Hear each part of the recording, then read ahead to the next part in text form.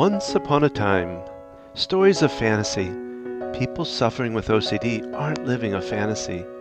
Even though there are a lot of myths that go around obsessive compulsive disorder, their stories are real. These are stories from the OCD side. Real people, real stories brought to you by FamilyOCD.com and invisiblewheelchair.com. We want your story. Go to invisiblewheelchair.com and contact us to tell us your story here. OCD is real. OCD treatments are real. OCD recovery is real. And so are these stories.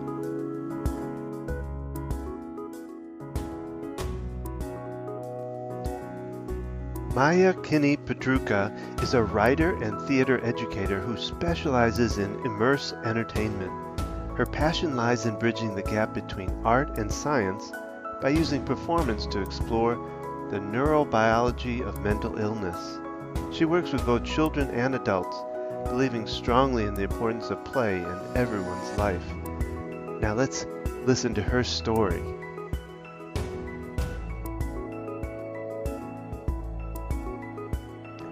Well, Maia, thank you so much for being part of the Invisible Wheelchair podcast. And today's segment is the stories from the OCD side. So welcome. Thank you so much for having me. Happy to be here. Well, I've been so anxious and so excited about you being on because just your energy is just wonderful energy. I've watched your TikTok stuff and read about you and all that. So what I'd like to do is start out by really telling your OCD story about how you got it, how it has affected you, all of that. Oh boy, it's a long one. Yeah, absolutely. It's really funny. I tend to have more vivid memories of my childhood than I think most people that I know do. Like I'll remember things when I was maybe 3 years old, 3 or 4, which is around the time that my OCD symptoms sort of started manifesting. And other people were like, "What? I can't remember anything at that age." And I've often wondered if my long-term memory was made stronger by the fact that I have this anxiety disorder. Because my short-term memory is totally bust. Can't remember, why I walked in a room or anything. But I do have these memories. So I do remember actually when the onset for my OCD happened. I was around 3 or 4, and I really remember going into coming home from playing outside and saying to my mom, we should really, all of us collectively, wash our hands before dinner. And that was something that I had seen, at my other friend's house. It was a thing before dinner, everyone wash up. It wasn't a huge thing at our house. It wasn't like we had to be reminded to do it. But I felt, for some reason that day, I felt like we all needed to wash our hands. Like that was going to be a way to protect ourselves. And I remember even thinking like, okay, this is something that's very vital to me, but I don't want to come off sounding weird. So let me just say it as this casual, like, hey, we should probably wash our hands before dinner. And I think that was my first memory of my OCD fears. And it kind of, from there, it sort of snowballed. Like I'll have these images, right, of me, touching a dust bunny and feeling like my whole body was contaminated all of a sudden, or even just walking on the floor like I used to when I was a kid, didn't feel the same way anymore. And it really sort of got hammered into me when I lost my grandmother. I believe I was maybe 6 years old. And she was the first person in my life who had ever died. And she had breast cancer, which was, explained to me in terms of, this is a very bad sickness that sometimes people get. And that word sickness sort of just sparked everything for me. She died in her house. And I remember we all went in to kind of say goodbye to her. And, a week later when we were coming back and cleaning up all her things, I had to hold my breath when I was walking past that room. And, anytime I went in there, I didn't want to seem like anything was off or weird. So I would go in there to be with my cousins, but I would have to wash my hands. I couldn't breathe the same way. And I did tell my parents about this. I said, I'm worried that if we go in there, if we breathe, I'm going to catch cancer. And even though they explained to me in great lengths that was not, that's not how that scientifically works. And I logically could understand that, there was still a part of me that was like, somehow, this contamination, as irrational as it is, I could contract the same fate as my grandmother. And that was kind of how my OCD evolved into this fear of like magical contamination, right? I'm not even that much of a germaphobe the way that I was. Well, I'll pause and go back for a second. I was diagnosed technically with OCD when I was 4 years old, because I was washing my hands every time I touched anything I thought was dirty, like to the point of them getting cracked and dry. And so of course that freaked my parents out. And my pediatrician, I was very lucky because it was only maybe like 5 years after OCD had entered the DSM. And he recognized the symptoms, and, they thought maybe it was pediatric OCD, something that a lot of children actually can get, and then they grow out of it. There was also the disease PANDAS or SARS. Yeah, that's what we dealt with. Yeah, exactly. That they think that it's that, and then, it'll go away eventually. So there's OCD symptoms associated with PANDAS SARS. And I know a bunch of other my friends with OCD also, their parents were told similar things by their pediatricians. But once I got that diagnosis, it was kind of like a relief to my parents too, because we sort of knew, how to start treating it, how to start responding. But then, flash forward to that I think everyone's fears come from a place of just fearing death in general. And then mine was just to the point of, superstition gone wild in a way. I couldn't walk through cemeteries. I feel like I have to hold my breath. Even saying the word cemetery took me a very long time to be able to do. Like when I say that word, I feel like I'm expelling some sort of weird spell, I guess, onto me. And I feel like I have to wash my hands. And this is kind of why I'm laughing, but it's like, because it sounds wild when you say it out loud, but this is how my brain works.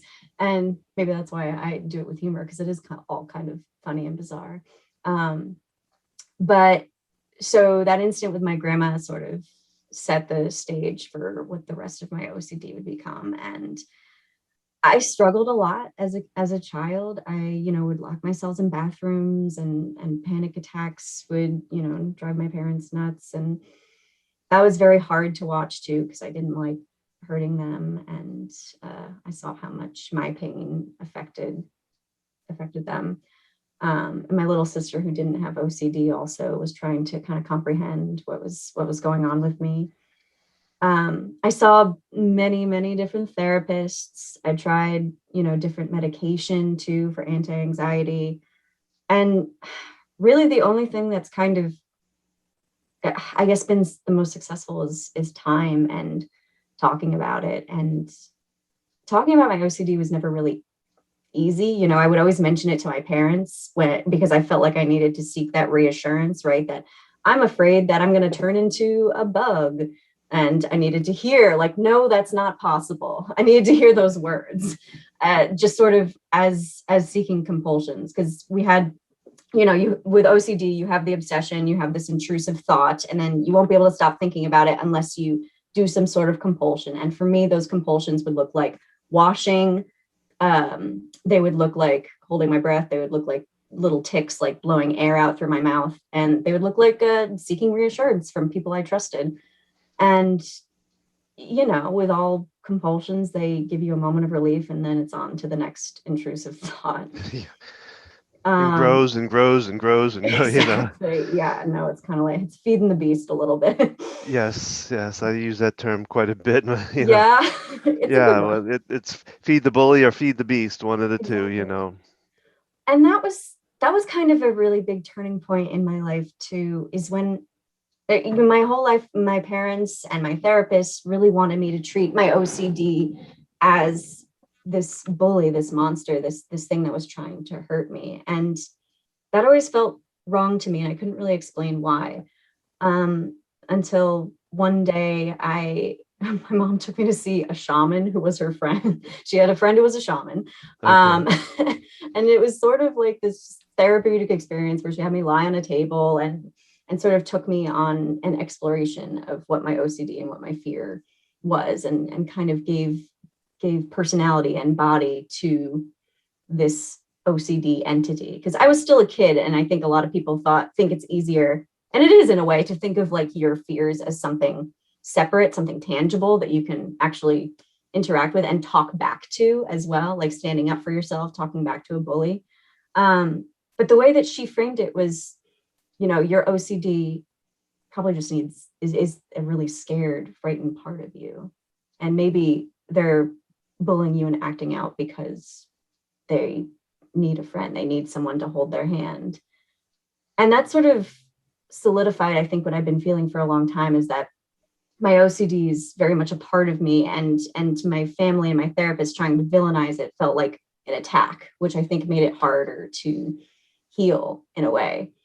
So that validation that, instead of trying to attack this part of me, trying to approach it with empathy, was really useful. I know it sounds bizarre to try and befriend this thing that kind of constantly disrupts my life, but thinking about it as someone that, a scared child that just sort of needs to, be pat on the head sometimes and say like, okay, it's okay. Like, I can give you this reassurance, and there's no need to be afraid of this thing. And that was, that sort of is how I look at it now. I haven't really shared that with anyone too, so it's kind of weird to say out loud, because I don't know. But so here I am now, 25 years old. I still do struggle in a lot of ways with my OCD, and some days are better than others. But I think I've come such a long way from, that little child who was washing her hands till they bled, and, hiding in the bedroom and not wanting to come out of the shower. And I almost don't recognize that person anymore. I still remember I still have those memories. But now I don't know, I'm able to frame it in a different way. I am managing. I guess you said earlier. But in a very different way. That was really neat and interesting, that the idea of looking at it a totally different way. And I never thought about that. That's really interesting to think about it as this wounded child, maybe, or something like that, in a way, Yeah, is what I'm exactly. hearing. And that's an interesting. I want to think about that one, because that kind of makes sense in a way. Um, that might be a better way to handle. I don't know. So thank you. That was very inspiring. Okay. And maybe that's, so I wanted to talk about the humor part, because that's how like I say, first thing I caught about you was this humorous TikTok thing that I saw, about OCD on top of it. And I thought that was really neat that you were able to put some humor to it. And maybe this is why, because you're seeing it differently. You're seeing it in a different side. But let's talk a little bit more about the humor, because we talked about it before we went on recording, and I think what we were talking about was pretty interesting and a good way to look at it. So Yeah, absolutely. why what started you on the humor? What made you want to go that route? I guess the theater part of it, that's part of your life too, might play into that. I don't know, but what do you believe is the humor part for you? It's true. I do come from a theater background, so I try to make everything fun as much as I can. That also comes from me working with children a lot. I was obsessed with pretend play as a child, and I think I've noticed at least a lot of the other people I know with anxiety disorders are very creative people, and they like playing, and play is a huge part of you growing up, right? And learning social cues and developing like theory of mind, and it's vital. But we stop that when we grow up. It's not cool to just, play pretend or play with dolls when you're a 20-year-old. But those skills that we learn still need to be exercised, right? Sometimes we still need to practice our empathy in different ways. And I think for me, just the humor, I approach everything with a little bit of humor, a little bit of sarcasm. And when you've had this kind of bug in your brain your whole life that like makes everything seem like the end of the world, you kind of start to just think about it as this like, all right, it's the end of the world. Let's just think about that. And it's just something about it that's funny.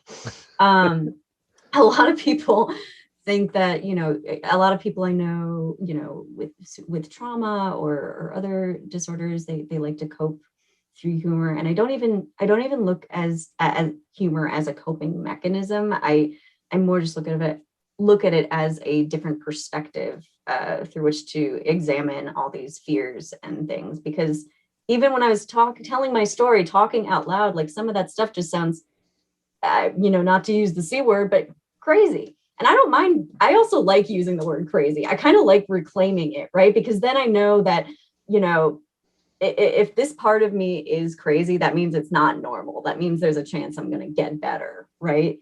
So I guess when I laugh at it, it just makes it, I don't know, seem less scary. It makes it seem way less scary. Yeah, I would imagine.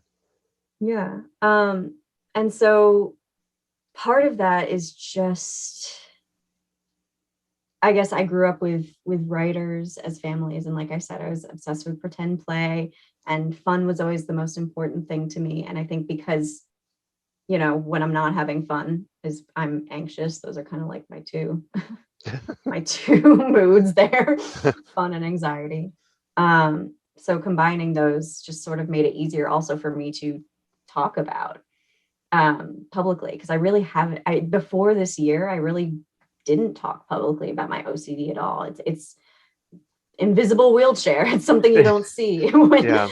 when you look at someone, when you meet them. Well, it takes when you have a mental issue, let me put it that way, it tends to get people away from you versus bring them to you. And so you're afraid to talk about it because you're going to scare everybody away, kind of thing. That's kind of what I see a lot of it. And it really needs to be opposite. Those people need to be there for you and support you and all that, and be able to express it out. So it's neat that you're able to express it out, and especially through humor. So when did TikTok play into it, and why particularly TikTok did you decide to go that direction? Well, I was always a fan of Vine growing up, and I think that's because like those snippets of humor just were, hilarious things to live for. But I actually was a part of a 2-woman OCD comedic show that was going up in New York City last May, but of course got canceled when COVID hit. So when we couldn't do our show anymore, I was like, okay, how can we translate this to the virtual world? And for a while, we started a blog called the OC Diaries. OC Diaries is kind of how you say it. But we were sort of, the whole frame of the show was that we were these two fear experts, like these scientists who are trying to convince you that being afraid of everything is really good. It's like exactly how you want to be. But it also was interspliced with these vignettes and stories about our personal growth with OCD, and different stories that we had throughout our lifetime. Because this is a dear friend of mine who I also found out had OCD, and you don't know to look at someone whether or not they have this, surprisingly common disorder. And I'd been friends with her for years before, I was in her bedroom and I saw that she had the OCD workbook. And that was just sparked our conversation. It sort of opened up a doorway. So then I thought, okay, other people can probably relate to this, even if they don't have the disorder. I think these fears are, I think everyone has these fears that like we're too afraid to say out loud, right? Because they either sound nuts, but sometimes the nutso sounding things are also the funniest and the stuff that everyone else can relate to too, because our brains are wild and exciting and unique too. Even if they're unique, I think there's a lot that just being afraid in general people can relate to and they want to know about, because then they feel more open to sharing their own stories. And I think, and going back to why frame it in a humorous lens, I think that just sort of, not to sound cliche, it lightens the mood and makes people more willing to be vulnerable, right?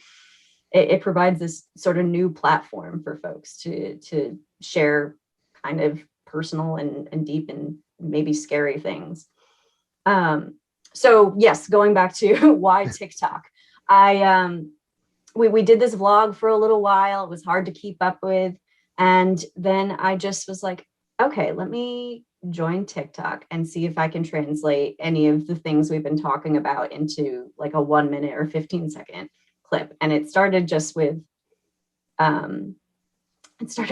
this really quick video of me showing like what people think OCD is like and what it's actually like. So it was, a lot of people have this common stereotype of OCD that it makes you a neat freak, you are really organized, you like cleaning things just for the sake of cleaning. And they don't understand that it comes with a plethora of intrusive thoughts and really awful routines that you kind of have to adhere to. And so I wanted to see if that was something that like maybe people would relate to, because I posted a couple of videos before just for the fun of it, because I had nothing else going on. It was COVID. We were in quarantine, and this one got I think like 6 million views. It was my most viral video, and I was so shocked that other people like were saying things like, yes, oh my gosh, this is what it's like, no one else has said it before. Or I mean, I'm sure people have said it before, but it was like people were suddenly sharing their own OCD stories too, and that felt so powerful. That was my motivation to keep going and to keep talking about this, and especially to keep trying to dispel the stereotype of what OCD is, because in our media we have characters with OCD that I personally I don't see myself in, and I think representation matters in every way. And it's so difficult when it's something that's like very hidden, but also unique to different people. So that's sort of what inspired just me to keep going and keep seeing if people could also relate to these other things in my life. And being public about it was freeing too. It was kind of therapy for me, because it's so hard. It's so hard to describe what OCD is like and what your OCD is like in particular. Yeah. So just like sharing these moments, these clips, these, me trying to verbalize what it's like, and finding out and being validated by the fact that other people go through similar experiences. It's amazing. And it makes me wonder why I didn't do it before. My whole life, my parents were like, why don't you start a support group? Why don't you like write a blog about this? And I'm like, and it's so, your OCD almost like makes me want to, my OCD makes me almost want to like never speak about it at all, because there's that voice that's like, everyone's going to hate you. Everyone's going to think you're so weird. Or like, if you talk about it, then it might, I don't know, then it might make it more real. So, but doing that just sort of broke this ice. And so since then I've just been trying to make more, hopefully relatable content for people. And I can only speak to my experience, but it's been great getting the feedback, and also, in being able to see other people's stories, and that feels really good. Yeah. Well, and I always tell this story about the support group, because I tried working with one myself for a while, but when I first looked into support groups, there was I don't know where I saw it at, somewhere there was like a little ad for this support group. And I called the gentleman that his name was on it, and I said I was calling about the support group and how I might be able to get involved. He said, "Oh, I disbanded that." And I went, Why did you do that? And he said, because I ran into so many problems with one person would look at another person's compulsions and go, that's just crazy. Why you do that? And they'd get into kind of an argument about, you know, because they wouldn't see their own compulsion as being crazy, but everybody else's was, you know. And he said, I just got tired of that kind of reaction, you know. I was like, Wow. I didn't see that what we did, but it was hard getting people to come, you know, and get people, you know, to do it. So anyway, well, Maya, I didn't know if you wanted to share any different ways that people can find out more about you, about what you do. Maybe if there's a website or your TikTok address. I don't know much about TikTok, so I don't know how that works. I No, guess I'm a that's little old-fashioned or something here, but if you could give information about that, because I'm sure I'll put some information up on the website, but let's give them some places to go for them to find out and see more of this good stuff that you put out. absolutely. Thank you. Yeah, no, my TikTok handle is jambamaia. So it's like jambalaya, but Yeah. I just haven't changed it at all. So it's going to be the same. And then on YouTube, I have my blog series is called the OCD Diaries. So it's OC Diaries, but with OCD capitalized. Okay. And that's with me and my friend Susanna Hollub, who is also a wonderful, has a theatrical background and does some clinical social work as well. So we talk about OCD, we frame it in this kind of what we hope is a humorous lens and share our own stories and do some pretty cool interviews with other people about anxiety. And also it's very relevant to the COVID era. So we did it all through last year. We talked to some amazing people who were dealing with anxiety while also fighting for social justice and also, you know, struggling to comprehend the trauma of what it was like to go through a global pandemic. Because I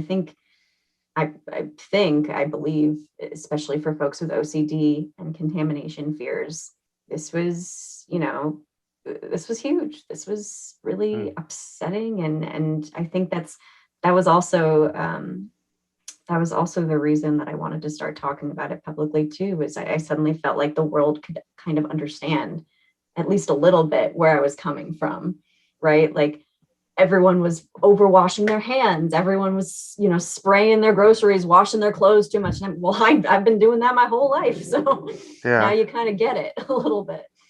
Well, they tended, what kind of got me though is a lot of times they were saying, well, OCD people, this should be easy then for them, and this should be, you know, they should understand it, so it's no big deal for them. But you know, for us, it reared it back up. It just got it flared back up, and I was like, you know, Exactly. No, it was like almost confirmation that we should be yeah, afraid. yeah.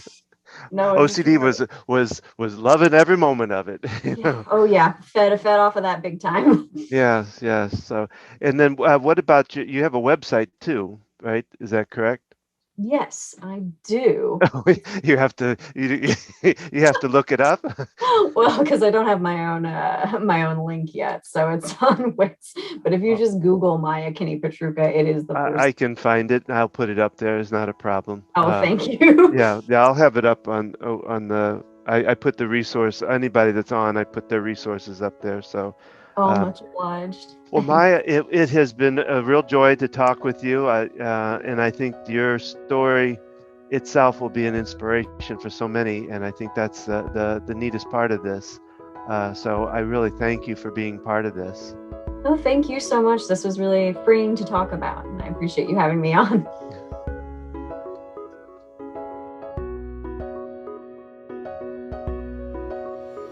So that is our story for this podcast.